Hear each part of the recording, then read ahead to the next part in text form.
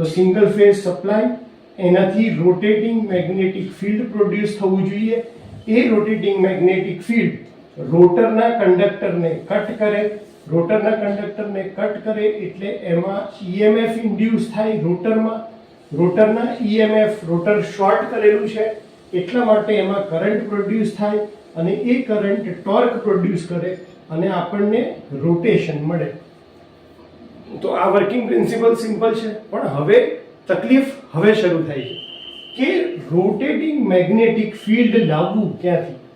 3 phase સપ્લાયમાં જો તમને યાદ હોય તો આપણે પ્રૂફ કર્યું હતું કે 3 ફેઝ સપ્લાય આપીએ તો આપણને રોટેટિંગ મેગ્નેટિક ફિલ્ડ મળે છે અને એનું મેગ્નિટ્યુડ કેટલું હોય છે તો કે 1.5 3/2 ટાઈમ્સ 5m, એટલે કે 1.5 ગણું ફ્લક્સની મેક્સિમમ વેલ્યુના 1.5 ગણી એની વેલ્યુ હોય અને રોટેટ થતું હોય.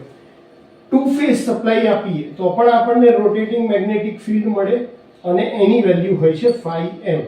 પણ સિંગલ ફેઝ સપ્લાય કોઈ દિવસ રોટેટિંગ મેગ્નેટિક ફિલ્ડ પ્રોડ્યુસ કરી શકે નહીં. અને તકલીફ એ છે કે આપણે જો EMF જનરેટ કરાવવો હોય રોટરમાં તો કમ્પલસરી આપણને શું જોઈએ, કોઈ પણ એક વસ્તુ રોટેટિંગ જોઈએ. EMF જનરેટ કરાવવા માટે બે વસ્તુ પહેલા તો ખાસ જોઈએ, એક છે કંડક્ટર અને એક મેગ્નેટિક ફિલ્ડ. આ બેમાંથી કોઈ પણ એક વસ્તુ રોટેટ થતી હોવી જોઈએ. હવે કંડક્ટર તો બાય નેચરલી રોટેટ નહીં થાય, કારણ કે આપણે રોટેટ કરાવવાના છે તો આપણું આઉટપુટ છે મિકેનિકલ એનર્જી, તો કંડક્ટર તો રોટેટ નથી થવાના, ઓબ્વિયસલી છે. બીજું છે મેગ્નેટિક ફિલ્ડ. હવે સિંગલ ફેઝ સપ્લાય આપવાથી રોટેટિંગ મેગ્નેટિક ફિલ્ડ પણ પ્રોડ્યુસ નહીં થાય તો મોટર શું થયા કરશે, મોટર તો સ્ટેડી રહેશે.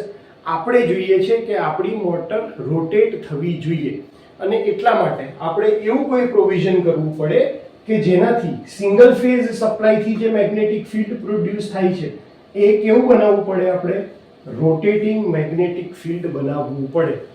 કારણ કે જો રોટેટિંગ મેગ્નેટિક ફિલ્ડ નહીં હોય તો આ તમારો પ્રિન્સિપલ અહીંયાથી જ અટકી જશે. કારણ કે રોટેટિંગ મેગ્નેટિક ફિલ્ડ પ્રોડ્યુસ નહીં થાય તો સપ્લાય રોટર કંડક્ટરમાં જશે નહીં, ત્યાં EMF ને કટ નહીં કરે, EMF પ્રોડ્યુસ નહીં થાય તો કરંટ નહીં આવે, તો ટોર્ક આવવાનો નથી.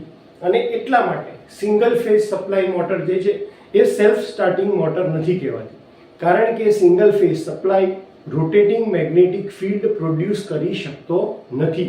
અને એટલા માટે તમારે કોઈક એવી અરેન્જમેન્ટ કરવી પડે આ સપ્લાયથી કે જેથી સિંગલ ફેઝ સપ્લાય શેમાં કન્વર્ટ થઈ જાય, 2 ફેઝમાં કન્વર્ટ થઈ જાય, અથવા તમને બે કરંટ એવા મળે કે જે અલગ અલગ એંગલ ઉપર હોય. જો આ બે કરંટ મળે તો જ તમે રોટેટિંગ મેગ્નેટિક ફિલ્ડ બનાવી શકશો.